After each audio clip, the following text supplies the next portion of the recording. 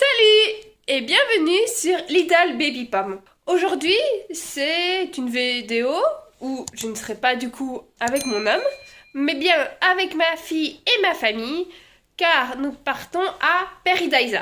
C'était une journée que on voulait faire déjà depuis un petit temps, depuis le mois de novembre, parce que c'était l'activité qui était en lien avec l'anniversaire de ma fille, pour son premier anniversaire. Parce que j'ai décidé que chaque année, en plus de sa fête d'anniversaire, on allait faire une activité d'anniversaire. Donc pour son premier anniversaire, on devait aller à Paradise, passer une journée en famille là-bas. Suite aux mesures actuelles, le parc a été fermé et il a réouvert il n'y a pas très longtemps. Du coup, on a trouvé une date. Et la date, c'est aujourd'hui. Et donc...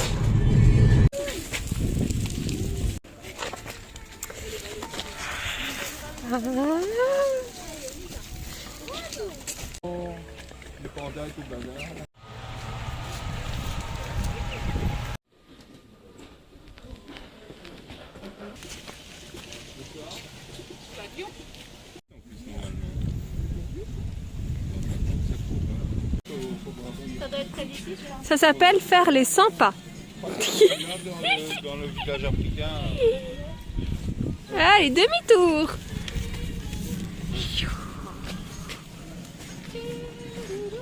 Demi-tour. Ouais, il est là-haut.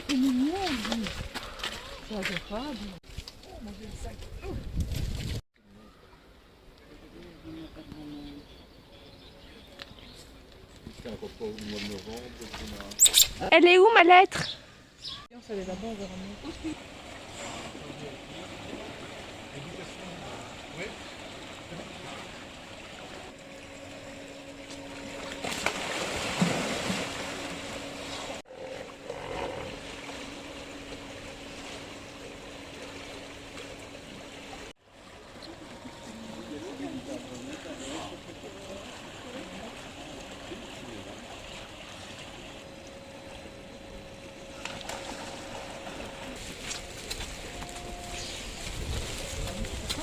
Oh là là, c'est en pente, hein.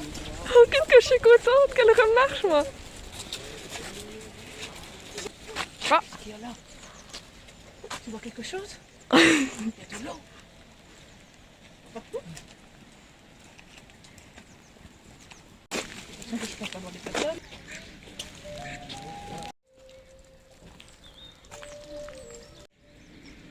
Oh.